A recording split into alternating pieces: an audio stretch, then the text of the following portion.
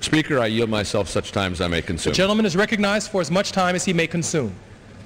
I rise in very obvious support of H.R. 6493, the Aviation Safety Enhancement Act of 2008. I consider this a first, or say initial, legislative step in reversing the complacency over safety regulations that has set in at the highest levels of the Federal Aviation Administration. And at the outset, I want to express my appreciation to Mr. Mica, the ranking member, the gentleman from Florida, ranking member on our full Committee on Transportation and Infrastructure, ranking member Petri from the Subcommittee on Aviation, and Chairman Jerry Costello from Illinois, Chair of the Aviation Subcommittee. All of us have worked diligently on the hearing that we held on aviation safety and on the legislation that we bring to the floor today. For years, the FAA has earned and held the distinction of the gold standard for aviation safety in the world. Other countries come to the United States to emulate the practices of the FAA in overseeing safety and setting standards for safety and maintenance of aircraft in engine and airframe.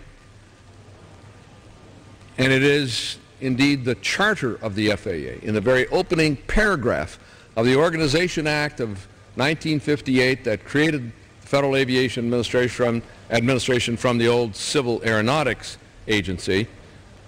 Quote, "Safety in aviation shall be maintained at the highest possible level," close quote. Not the level airlines choose, not the level they can afford, but the highest possible level.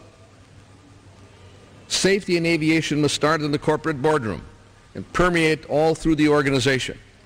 It is the responsibility of the FAA to set minimum standards and expect that not only airlines will meet them but exceed them.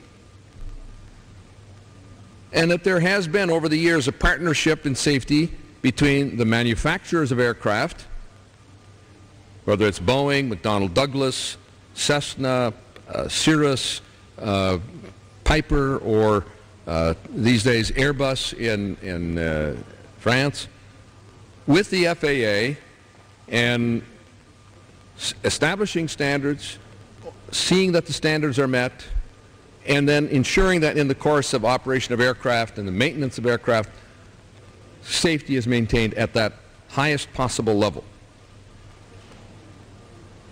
Over the last few years, we've seen a slippage with the FAA from that high standard.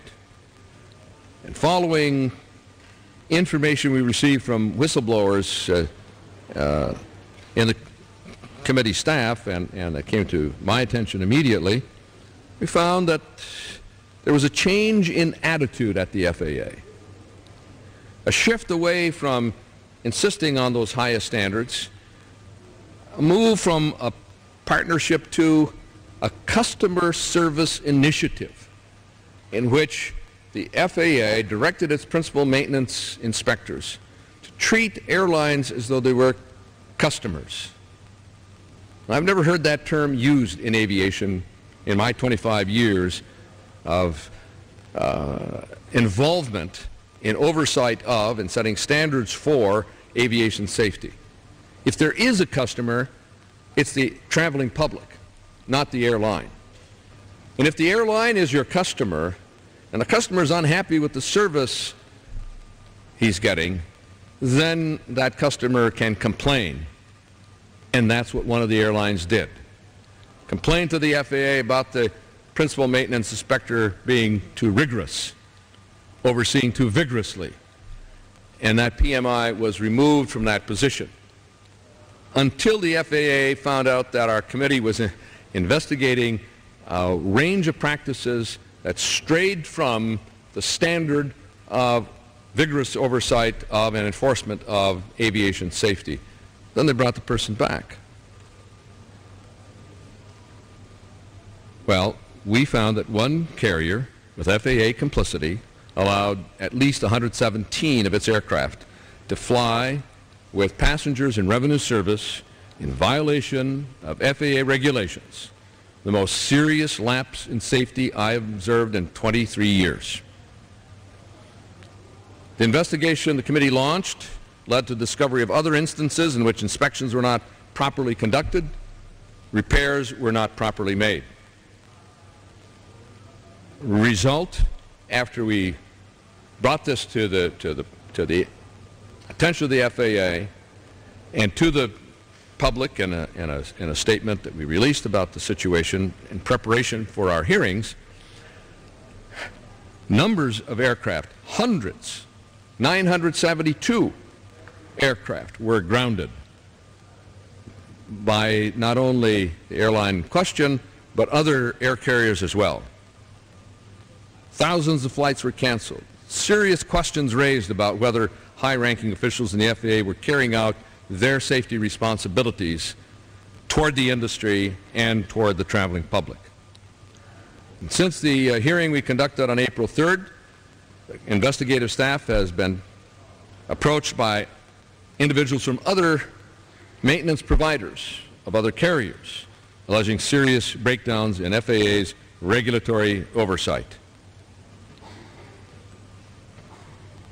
As a result of the rigorous investigation and the intensive hearing conducted in committee, there's been a shift in the FAA. The pendulum swung too far to the cooperation side and is now moving back to the middle with a more of a balanced relationship with airlines instead of the carrier-favorable relationship previously. On June 30, 2008, the Inspector General of DOT issued a report entitled Review of FAA Safety Oversight of Airlines and Use of Regulatory Partnership Programs, observing that the IG made several recommendations to the FAA to strengthen its oversight of air carrier safety. Specifically, IG recommended the FAA periodically rotate its flight standard safety inspectors and establish an independent investigative organization to examine the safety issues found by FAA employees. The FAA said it did not agree with the recommendation to rotate inspectors.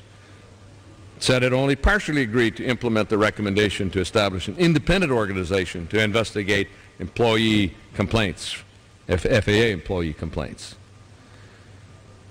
The FAA's response has been to implement a safety issues report system that duplicates existing hotlines, does not provide for independent review outside of FAA's aviation safety organization, which in the past had a long and successful and effective record of responding to complaints filed by whistleblowers. Well, I think FAA's response has been wholly inadequate. This legislation will move us in the direction of correcting the problem and putting aviation safety back on the highest level, the gold standard that has been a characteristic of the FAA in years past. I reserve the balance of my time.